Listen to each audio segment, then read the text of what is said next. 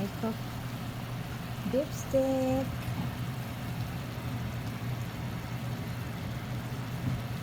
I marinate first the beef.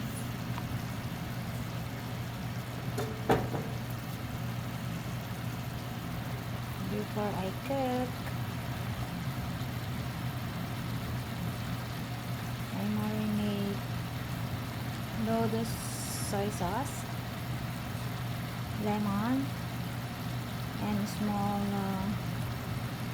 oyster sauce, and black pepper and garlic.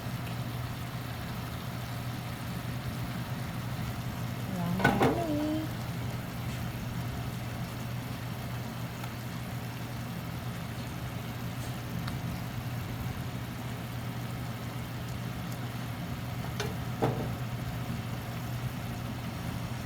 And then I'll spread it.